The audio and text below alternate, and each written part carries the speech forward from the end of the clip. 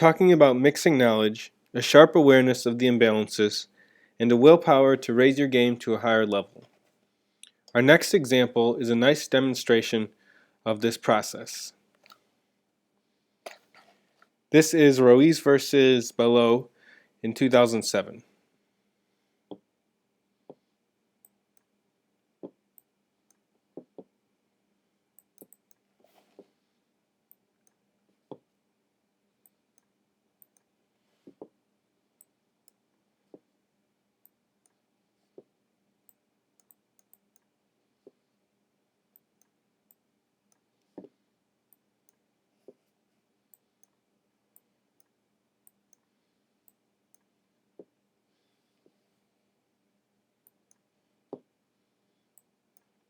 Exclamation point.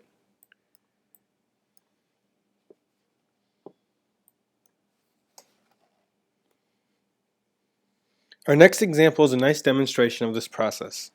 Knowledge tells you that knights are strong on advanced squares, the 5th and 6th ranks being the most desirable. Awareness leads you to the fact that c6 would be a hole if black no longer had his light squared bishop to defend it, and that a knight on f5 would also be a feather in your cap. Willpower is a thing that allows you to insist on turning these elements into some form of positive reality. White to move. White has a central pawn majority, and the e-pawn gives him a central space advantage. Black's king isn't castled yet, which gives white some options that a castled king wouldn't offer him. For example, black won't want to start a fight until he gets his king to safety. Earlier I mentioned the potential hole on c6 and the nice outpost on f5. With all this information in mind, white's next move should make perfect sense. Knight to d4 exclamation point. White instantly targets both c6 and f5. Castles. Now, if knight f takes e4 question mark is suicide, since this capture opens a road right to the uncastled black king. Knight takes e4, bishop takes e4. If knight takes e4, then rook e1 is winning because of the pin here. So let's say knight to d6, bishop takes. This will be basically the same as the other line, queen here. So bishop takes e4.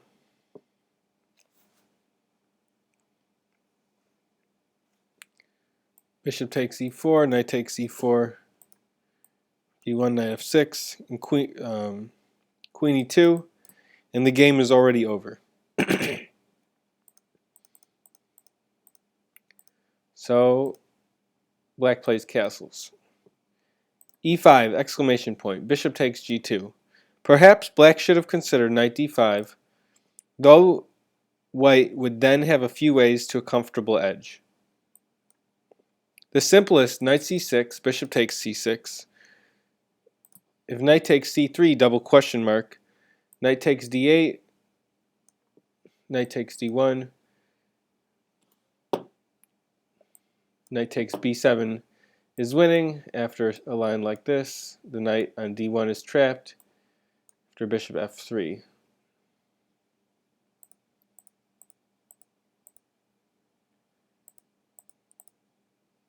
So bishop takes c6, knight takes d5, bishop takes d5, now bishop b5, exclaim question mark, rook e1, rook c8, queen g4. White is doing really well.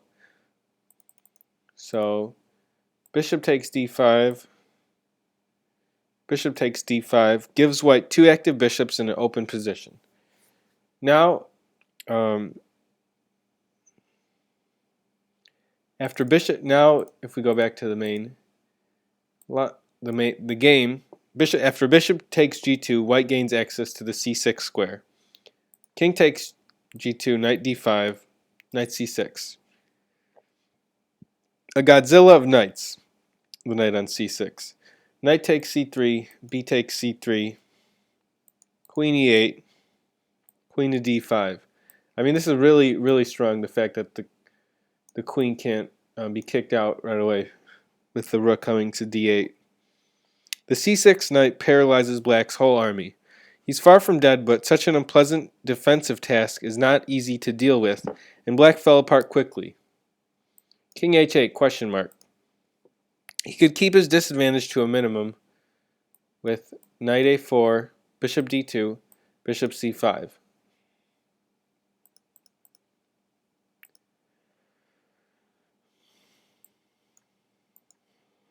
So king h8 was played in the game, question mark. Bishop a3, f5, f4, rook g8, rook a to d1, bishop f8. Knight to d8, exclamation point. Often you can miss knight moves when they go to the back rank. A knight on the 8th. The critters rarely get that far, and it's usually no big deal if they do. But here the double threat of knight f7 check and queen takes a8 wins on the spot. Rook takes d8, queen takes d8, queen a4, bishop takes, queen d2, queen e4 check, rook f3, and white wins. Remember, chess mastery is a mixture of knowledge, awareness, and willpower.